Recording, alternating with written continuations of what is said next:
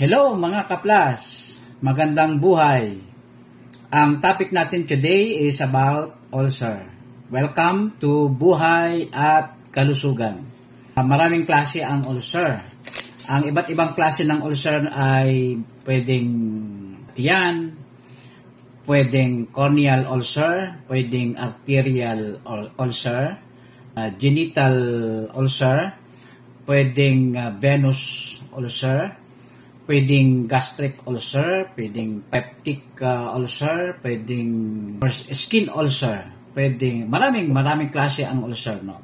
Ulcer is layman's term, pagkaroon ng sugat o gasgas sa inyong mga balat o kaya ay sa mga laman loob, sa tiyan, sa katawan.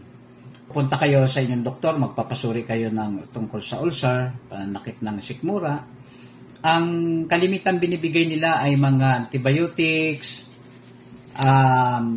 omeprazole, antacids, yung mga antacids, anti-acid, o kaya mga H2 blockers. Ito yung mga ginagamot sa mga peptic, gastric ulcer. So yan. Ang atin naman ay tungkol sa mga natural, no? Ang maganda sa mga ulcer ay ang ginagamot ng iba, honey. Maganda ang honey, maganda sa ulcer. Maganda rin ang turmeric, aloe vera, maganda sa ulcer. Licorice, at saka yung mga probiotics, maganda sa ulcer. Cabbage. Cabbage ay kakainin ng hilaw, yung repolyo, para gamot sa ulcer. And then ang iba naman ay yung apple, pears, banana.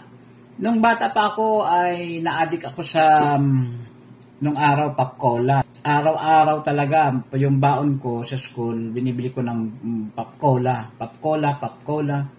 hanggang sa sumakit ang tiyang ko. And then hindi na ako makabangon, talagang 3 araw ako na namimilipit sa sakit. Ang ginawa ng aking kapatid, pinag-ihaw ako ng tordan, nung hinog na tordan, tapos inihaw. And then yun, kinain ko. Yun lang ang natatandaan kong nakakapagpagaling sa akin. Pero ngayon, bibigyan ko kayo ng pinaka-the best na gamot sa ulcer. Kahit ulcer sa balat, yung mga balat ninyo ay mayroong sugat na hindi gumagaling, the best ang ibibigay ko sa inyong tip para kayo ay hindi na bibili ng anumang klaseng mga gamot. Ayan, pwede nang sa kusina na lang ay pwede na kayong makapaggamot sa inyong sarili. Ito yung tinatawag natin na patatas, no? Kayang gamutin ng lahat ng klase ng ulcer. Isang ulcer lang ang hindi kayang gamutin ito. Yung ulcer sa bulsa, no? Patatas.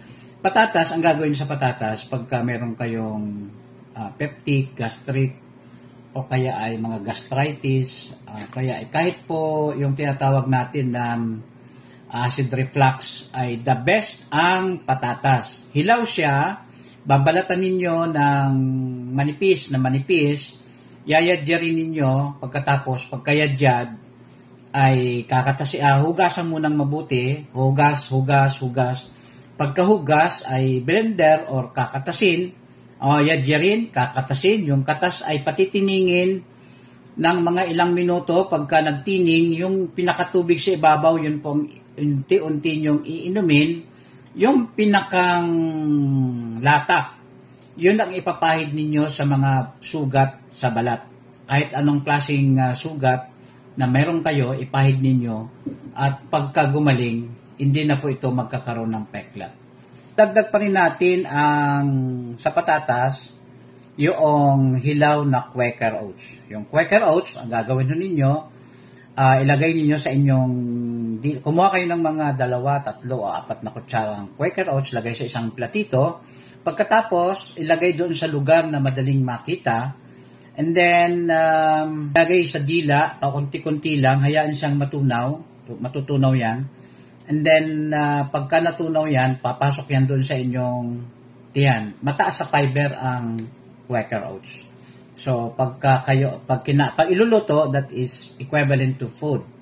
pagka hilaw, that is medicine. Kaya dapat, ang gagamitin nyo sa Quaker Oats, hilaw. Okay, so nakapagbigay ako ng tips sa inyo ngayon dito sa Buhay at Kalusugan. Maraming salamat. Patuloy kayong magantabay sa ating programa. Thank you very much.